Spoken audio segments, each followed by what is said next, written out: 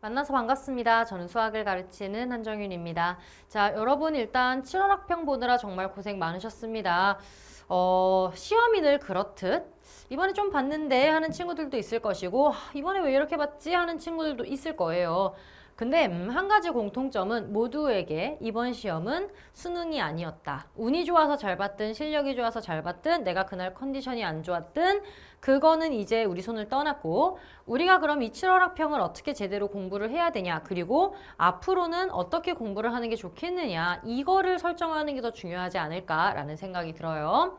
자, 일단 7월 학평에서 나왔던 문제들 저는 보통 이제 해설 강의 하면서 얘기를 하잖아요. 야, 이 문제는 솔직히 내가 만점을 노리거나 1등급을 노리는 친구가 아니면 빼. 뭐 이런 얘기 하잖아요.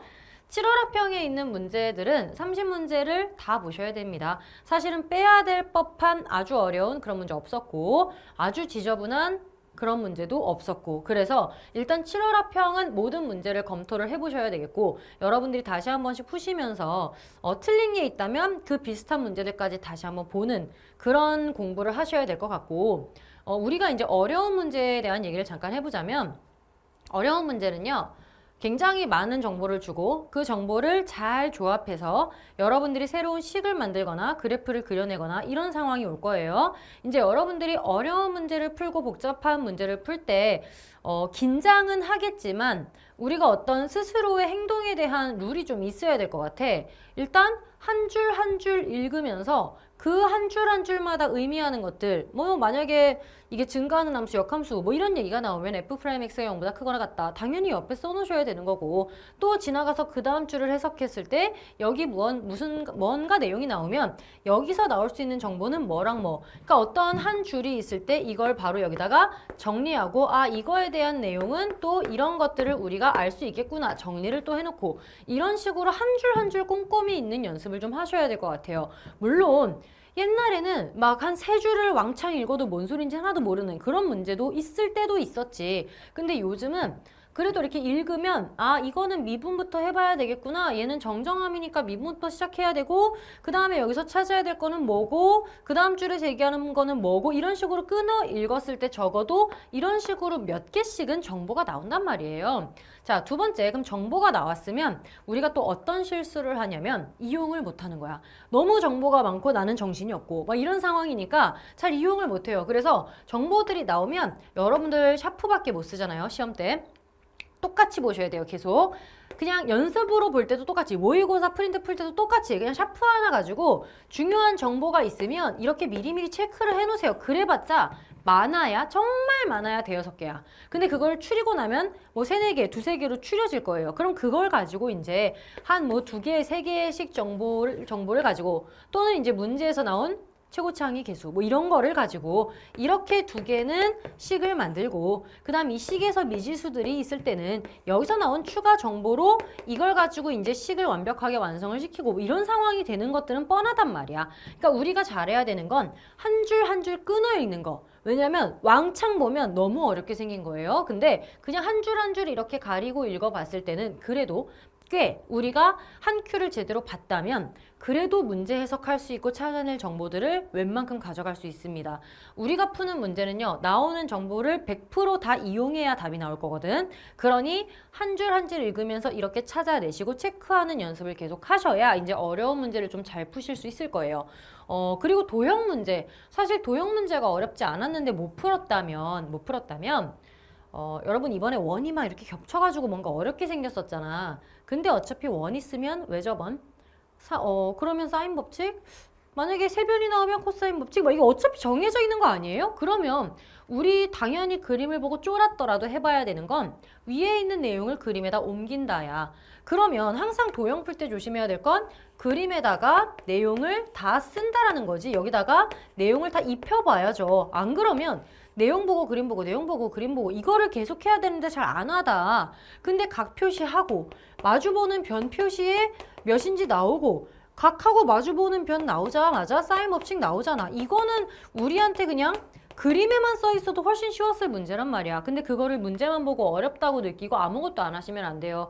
표시해봤을 때 나오는 것들이 있어. 그러다 보면 변이 하나가 나오고 각이 하나가 또 보이고 또 알려주는 변이 또 있고 이러다 보면 당연히 우리는 8대 성질을 외우면서 원주각, 중심각, 닮은 합동, 직각삼각형, 뭐 이등변 삼각형, 뭐 수선 뭐 등등등 다 할 거 아니야.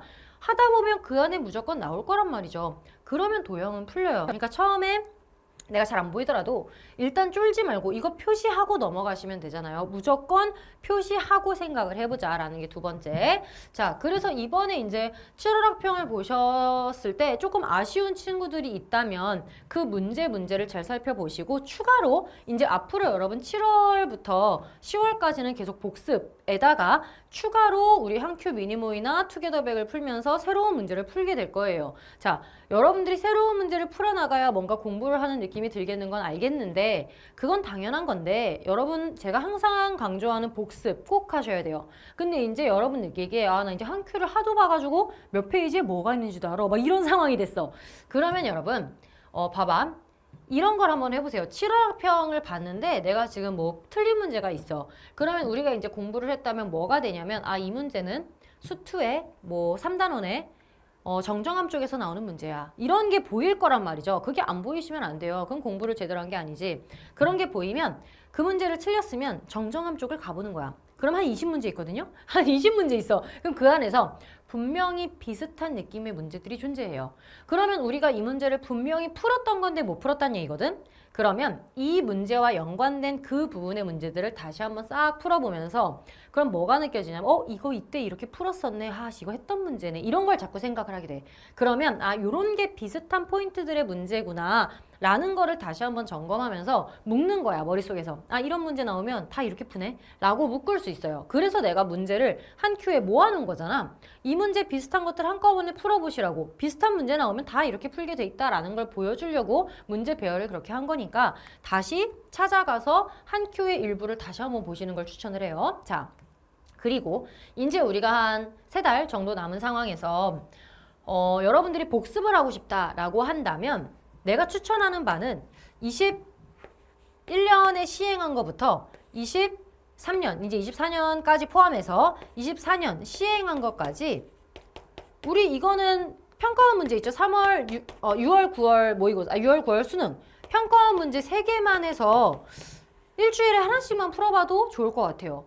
아니면 일주일에 2개 정도 이렇게 풀어봐도 좋은 게 여러분들 이거 그러면 우리 한 큐에 100% 다 있는 문제잖아. 24년 빼고 24년 문제는 제가 다 어차피 풀이 해설 강의를 해드리고 그럼 21년부터 23년이 한 큐에 다 들어있거든.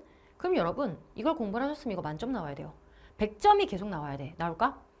나오면 땡큐지. 근데 안 나올 수도 있어. 이게 참 그래요. 실수해서 안 나오거나 분명히 잘 풀었던 건데 시간 제한에 푸니까 또 안 풀리는 거야. 이런 문제들이 있을 수 있어요. 그래서 여러분 봐봐. 이게 시간 낭비가 아니야. 왜냐면 풀어서 100이 나오면 당연한 거야. 다행인 거고. 그쵸? 그러면 완벽하네 하고 자신 있게 넘어갈 수 있어. 그러면 그 비슷한 어떤 문제가 나와도 자신 있게 풀 수 있어. 근데 만약에 여기서 한두 문제가 틀렸다? 그러면 여러분 그 한두 문제를 수능에서 또 틀릴 거예요. 그런 것 때문에 그 한두 문제를 잡기 위해 다시 한 큐를 이잡듯 뒤져서 그 비슷한 문제를 다시 다 푸는 거야.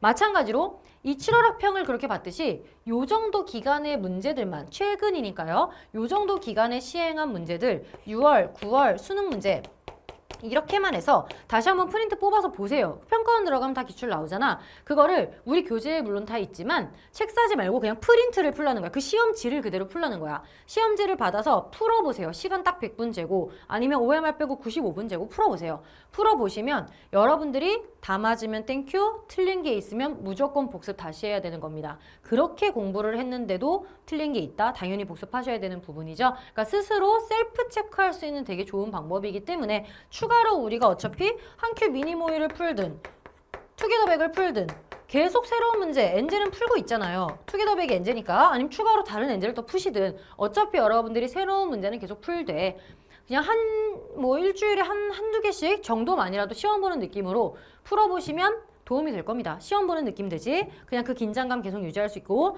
100분 집중하는 연습도 할 수 있고 부족한 부분도 찾을 수 있고 이런 걸 풀다 보면 새로운 문제를 풀 때에도 아 이거 비슷한 문제 풀었던 거다 라면서 또 도움이 될 거고 계속 복습이 된다는 게 되게 좋은 여러분한테 되게 좋은 경험이 될 겁니다. 반드시 한번 해보시기를 바라고 왜냐면 이제 복습이 되게 중요한 시기인데 막상 복습을 열심히 안 하는 친구들이 있기 때문에 그 얘기를 다시 한번 해요. 그리고 좋은 거는 되게 쉬운 문제 있잖아. 10번 이하의 문제들.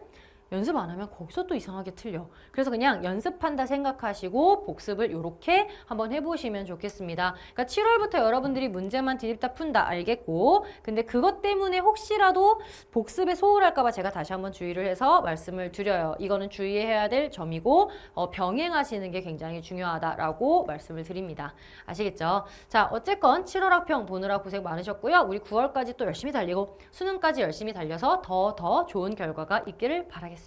자, 그럼 얘기는 여기까지 하고요. 우리는 강의에서 만나도록 하겠습니다.